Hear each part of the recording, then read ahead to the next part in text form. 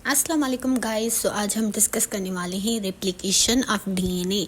तो उसके लिए सबसे पहले हमें डॉटर डीएनए चाहिए होगा। अब जो हमारा डॉटर डीएनए है वो डबल स्ट्रैंडेड डीएनए होता है।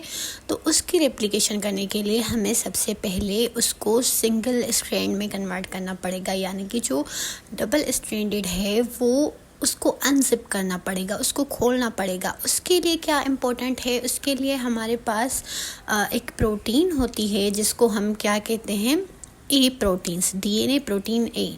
वो क्या कहते हैं, हमारे पास 80 रीजन को जैसे आप देख सकते हैं 80 रीजन को डिटेक्ट करते हैं कि वो कहाँ पे है और वहाँ पे जाके उनके डबल बॉन्ड्स को ख़त्म कर देते हैं।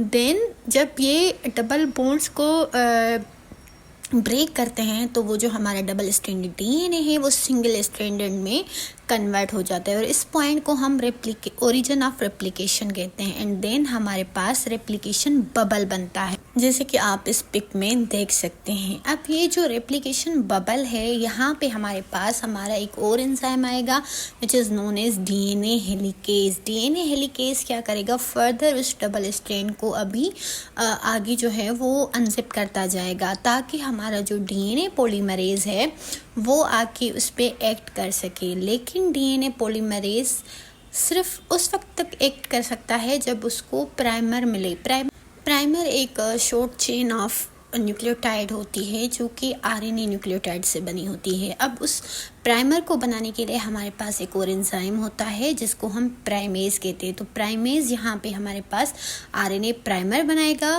ताकि हमारा जो डीएनए पॉलीमरेज है वो उस पर वर्क कर सके।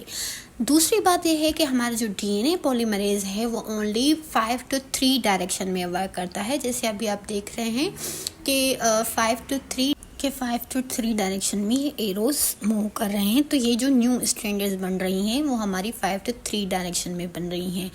अब ये जो स्ट्रैंड है हमारे पास ब्लू वाली, ये 5 to 3 डायरेक्शन में जा रही है और ये टुवर्ड्स द रेप्लिकेशन फोक जा रही है। तो इसको हम लीडिंग स्ट्रैंड कहेंगे। और अभी ये जो हमारी स्ट्रैंड है, ये जो नीचे वाली स्ट्रैंड है जिसको हम लेगिंग स्ट्रैंड कह रहे हैं, इसको लेगिंग क्यों कह रहे हैं, क्योंकि ये away from the replication fork जा रही है, तो इसीलिए हम इसको लेगिंग स्ट्रैंड कह रहे हैं। अब जो लीडिंग स्ट्रैंड है हमारी, उस पर हमारा कंटिन्यूस जो है वो न्यू स्ट्रैंड सिंथेसिस हो रही है और वहाँ पे हमें सिर्फ एक आरएनए प्राइमर चाहिए। लेकिन जो हमारी लेगिंग स्ट्रैंड है, क्योंकि वो away from the replication fork synthesise हो रही है जो हमारी न्यू स्ट्रैंड है, तो उसके लिए फिर हमें बहुत सारे प्राइमर्स चाहिए। अब वो प्राइमर्स